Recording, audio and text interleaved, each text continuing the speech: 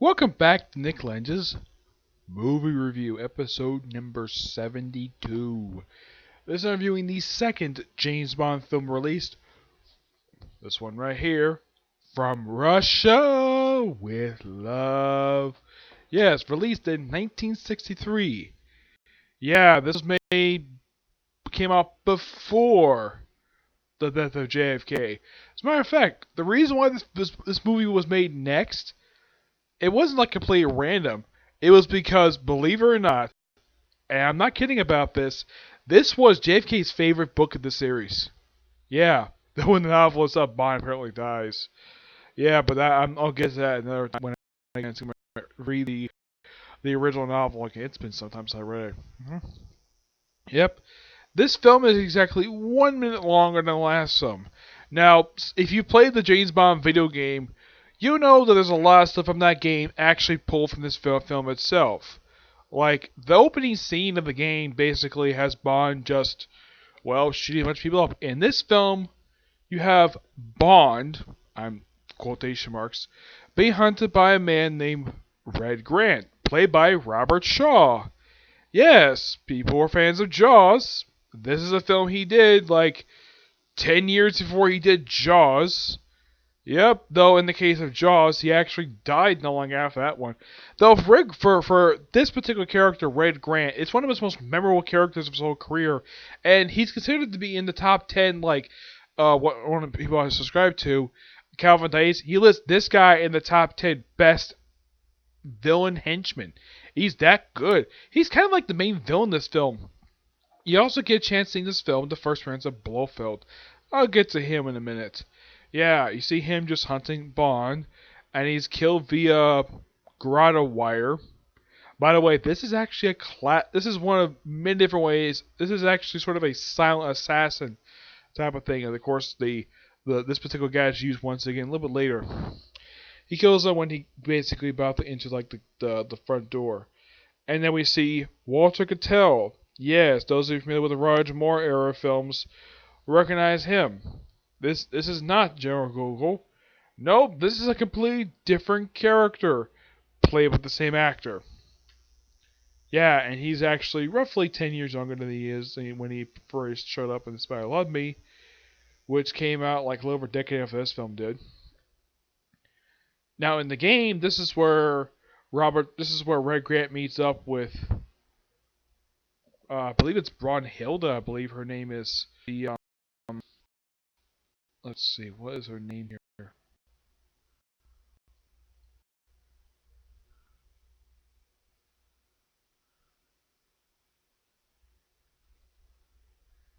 Klebb. Rosa Klebb. Yeah, I gotta point out that the actress who plays her looks very similar to Irma Bunt from Unmatched Secret Service. I don't know if it's the same actress or not. I have never looked up. Yeah, so. Oh, yeah, and apparently this woman's a lesbian. Yeah, she's a lesbian. Yeah, so after this opening scene, we get the first time in the series a song. Yes, one of the famous James Bond opening songs, which is in like every film after this one. Yep. The song itself is done by. Let's see, is sung by Matt Morano. Now I should point out the music for this particular film, and for a lot of the Bond films up until I think up until Dalton took over as Bond, it's done by a man named John Barry. He does the music for pretty much most of these particular films. And after the opening titles, which are done on projection on a woman, a woman who does belly dancing. Yeah, that's a particular thing they did in the opening titles. As far as I know, they never really did this again, but the whole thing of a scantily clad woman in the opening titles, yeah, that will be a motif for pretty much a lot of the films after this one, up until Casino Royale, where they changed it. Yeah, Casino Royale was when they finally got rid of the whole thing of having women constantly. They were actually in Skyfall, but a lot of the films did feature women. So yeah, and then now first time we see Bond film, he's a little bit into the Well, first we get to the villains. We first see a chess master, number 3. You see him, and apparently he's creepy Very creepy guy. And by the way, he appears in this one scene, and he sees him another scene later. He says he has a brilliant plan to steal this device called a lector. Yes, a lector. Which, from what I heard, this is a particular same device from the novel. Apparently, the British want their hands on it for some time. Apparently, the CIA as well. Yeah, so Bond, of course, finds out about this, and before this, we have Rosa Klebb meet up with Tatiana Vermanova. Now, I looked up the actress who plays her, and she's played by a actress by the name of Daniela Blanchi, who's basically voiced by Barbara Jefford. Yes. This woman, this actress, believe it or not, after this film, she didn't do very much after this because 7 years after the film's release, she retired from acting, though she appeared for a documentary. But yeah, she didn't do any acting after. She didn't do much acting. She started a handful of movies after this over the course of a 6-year period. But that's it. Yes, it's one of those strange things where if a woman beats a Bond girl, they're doomed. Their career is pretty much doomed. Because apparently no one is to do would hire any of these particular people at all. Though there's a good number of people who actually had a successful career beyond being in a James Bond movie. Case in point, here's some good examples. Jane Seymour, who lived period and live and let die. Yeah, she's had a successful TV career for years. So she survived the Bond girl curse. Kim Bosmark, I think her name is. She appeared in LA Confidential, and she appeared in Tim Burton's Batman. Sorry about that. Halle Berry, Eva Green, Rosamund Pike. She's had all these women. Let's see, I'm trying to think who else has had a career. Terry Hatcher's had a pretty good career after being in a Bond film. I'm trying to think though, was there any others? On top of my head, but there's a small handful of women who appeared in these movies who had a pretty successful career after they finished doing a Bond movie. But not this woman. Nope, she just do a handful of movies and that's it. Yep, that's the last you see of her. Yep. Yeah, and then she goes off this apartment place to meet up with Rosa Klebb. Oh yeah, they mentioned Smersh. Yeah, the only time you hear the name Smersh mentioned in the movies. Yeah, it's basically... Now, I've heard a story about this, why Spectre is made villain of the Sean Connery era film instead of Smersh, which are in a lot of novels. I have heard is so that they can actually release these films in Russia. And the fact that Kobe Broccoli did not want to portray Russians as villains. Though they kind of did that with For Your Eyes Only. But yeah, they never want to portray Russians as villains. The whole, throughout, up until the 90s, they never did this at all. But because they want to release films in Russia, so they did not want to have the Russian spy agency who appears frequently in the Bond novels, Smersh, deaf to all spies. So they're pretty much bringing in Spectre, which, get this, they only appeared in one novel. Yeah, they appeared in Thunderball. Yeah, but Blofeld still constantly appears. Yep, and Blofeld in this film is actually kept in shadow. You don't see his face at all until You Only Live Twice. This is his first appearance in the film series. He returns in Thunderball, from Thunderball up until Diamonds Are Forever. And after that, there was a one-off appearance in For Your Eyes Only, though they kind of is unofficially Blofeld. They kind of count as Blofeld because, well, bald head and white cat. Because Blofeld himself would not officially make a return until the film Spectre, played by Christoph Waltz. Yep. Now, apparently the actor who portrayed him in this film was actually the actor who played Professor Dent from the last film. Yep. And apparently they're afraid of Blofeld. And in case you're wondering, yeah, it's like, okay, they're on this boat. It's called a Spectre boat, and apparently it's owned by Spectre. Okay? So, they, of course, after the Hotel Room, they had the Bond basically show up in the movie. And he is basically going to the office. And pretty much normal exposition scene. And, of course, They have, well, he signs pretty much the photo that he's given of Tatiana with basically the title of the film, Rush with Love.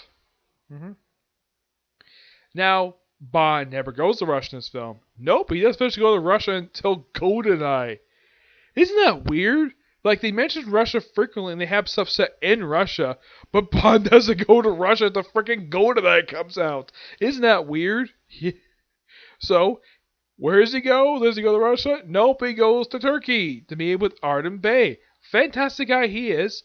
I have heard something that apparently during the course of the film, the actor portrayed Artem Bey, the Karen Bey, he actually suffered through cancer, and after the completion of this film, he committed suicide.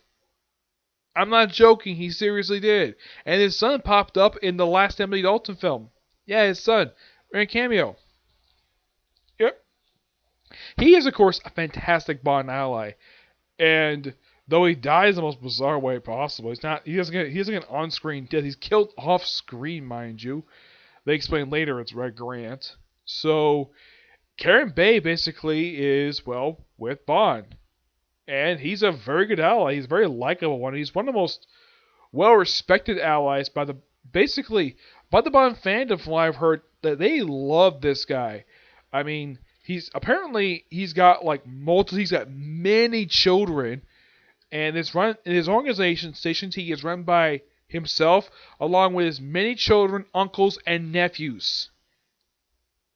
Yeah, and here's the thing. I love this slide. Blood is the greatest security. And, Bond is basically brought in like a drink. It's basically Karen's secretary. He says, that's also my son. And, of course, the person brought from the airport to him was also his son. I'm like, okay.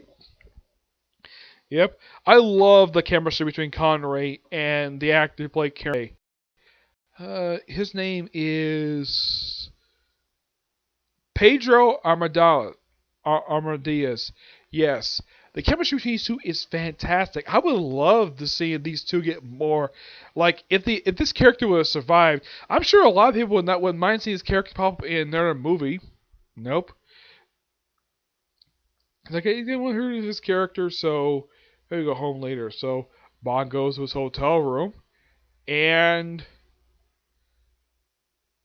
then comes across, he meets Tatiana for the first time, and apparently her introduction to their first meeting is Bond seeing her. Now, this is something particularly very weird, because here's the thing, you don't see anything like this for the rest of the films, not that I can think of, no. You see, when Bond first meets Tatiana, she's completely naked. And if you watch them very carefully, you can see the actress's butt. I'm not kidding. And yet this film was rated R for nudity. Yeah, no one talks about this at all. Yeah, it's like we had this brief, I'd say about 10-second thing of seeing the actress's rear end, and then we see her in bed with Bond. Though I should point out in the video game, they actually changed this where in the film, when Bond first meets her, he's wearing nothing but a towel and a gun. And in the game, he's fully dressed. Yep.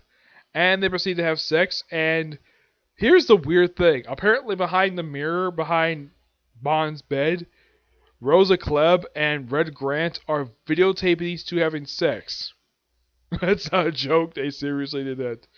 It's like, okay, so Bond has a sex tape. Okay. Yeah, this is never brought up again until toward the end of the film a couple times, but that's really it when it comes to the particular thing.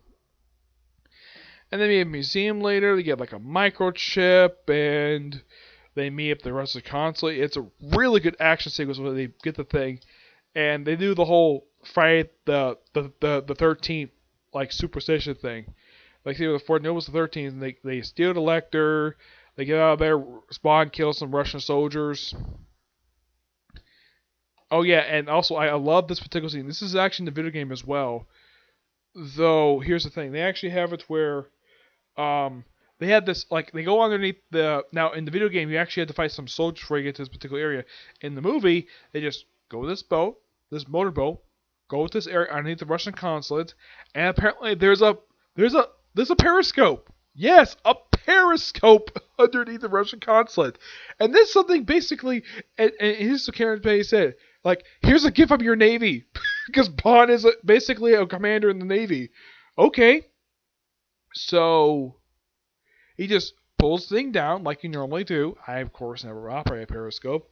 Look around, you see the guy, he's an enemy of his, and of course, he goes to basically warn his friends, basically with the gypsy camp, and yeah, there's a scene that goes on for a little while where you have these two women fighting over who gets to marry the chief's son. Yep, they threaten to kill each other, so yeah. And then all of a sudden, we have this guy shows up, starts basically a gun battle. They'll Bond and directly kill some gypsies while he's at it. And then apparently he's saved by Red Grant, who follows him the whole film, which I thought this was a really good plot device. Yeah, the main villain in the film following Bond around. Which, yeah, at least gotta praise the fact you at least gotta give Red Grant some good amount of screen time. Yeah, at least praise him for that. And of course, Carrie gets wounded. And they track him down. Now in the video game, yeah, I make a lot of reference to the video game too, because well, they have this video game.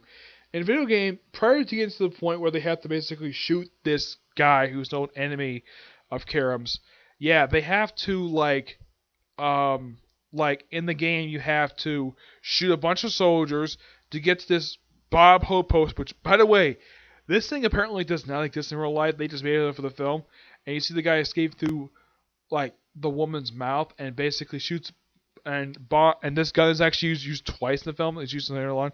Yeah, this was actually given to him by Q, who's played by Desmond Willett in his debut appearance.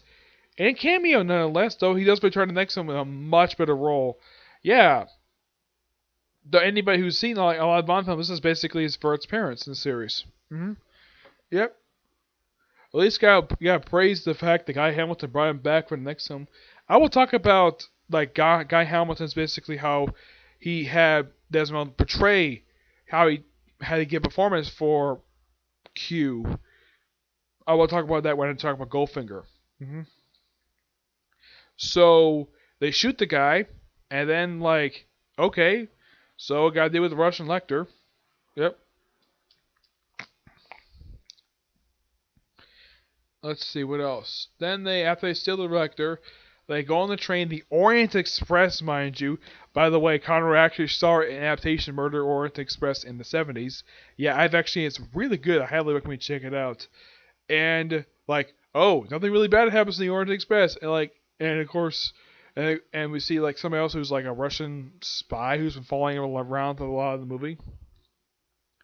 And so, Karam decides to hold him hostage. So they get like a policeman or whatever, and of course Tatiana basically is following Bond throughout this part of the movie as well. I should point out that in the game, when they got to the train, they had to fight their way to the frickin' train, and of course they had to fight their way off the frickin' train as well. Yep. And let's see what else. And then like.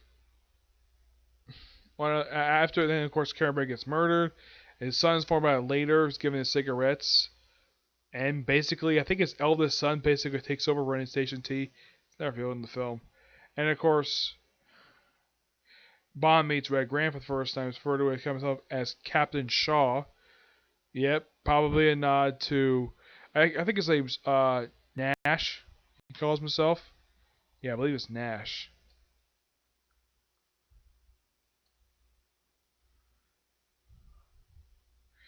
Yeah, so they have like red wine and white fish, and of course Bond figures out later on after Tatiana's drugged.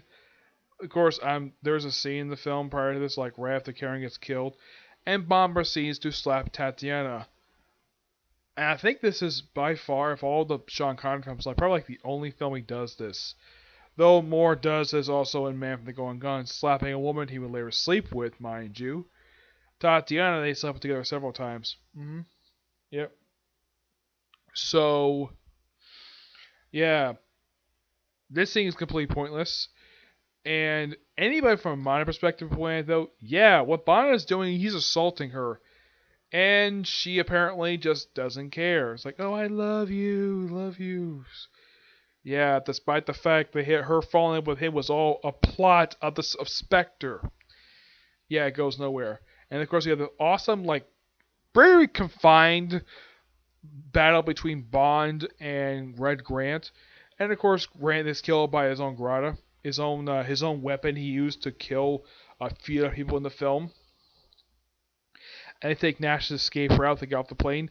Also, like, while this train is going by, there's a man in the white jumper appears to have cameo.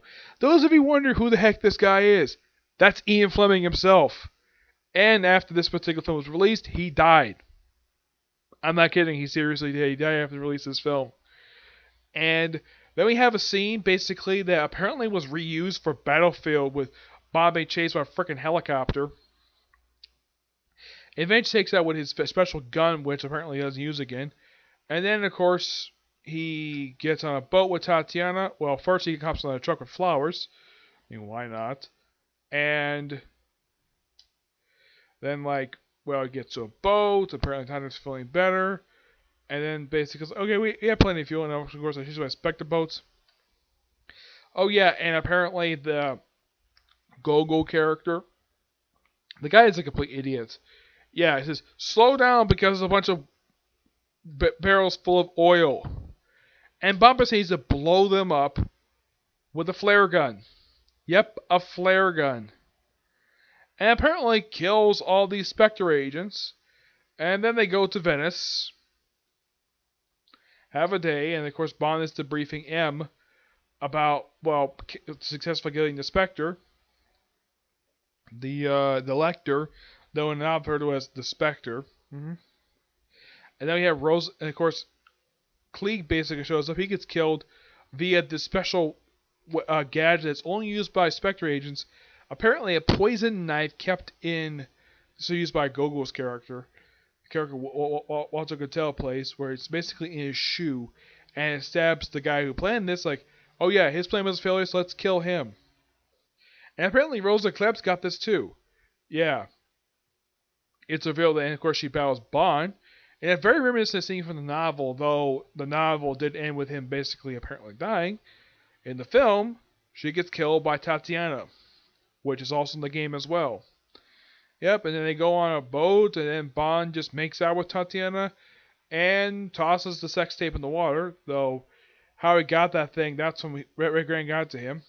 How he held on to it the whole period of time. And yeah. I know there's some things I may have missed out for us for a little, but this is a very good film, and it's loved by modern day Bond fans. I mean, I love this film too, and it's great. Though Terrence Young himself does not return for director's chair. Nope, he basically gets out of the director's chair for the next film. It's taken over by Guy Hamilton. Yep. Who does the next film, and he comes back for, like, toward the end of Sean Connery's era, starting with Diamonds Are Forever. And he does the next two films before they do Spy Love Me. Yep. Now, in the case of there's any jump cuts film, well, there really isn't any. Doc No had a couple noteworthy ones. They're noticeable. Rush with Love didn't have any. Not really, no. But this is overall really good film. I highly recommend it if you're a fan of James Bond, Sean Connery, Robert Shaw. Let's see. Terrence Young, obviously. And yeah, great film. Okay, so that's it for this particular review. I did finally find out, though, that the site I watched, Dragon Ball Super on, did finally upload this episode. So I'm going to watch that next, do its review, and a Comic Corner. Yep. But until you see you next view. Bye.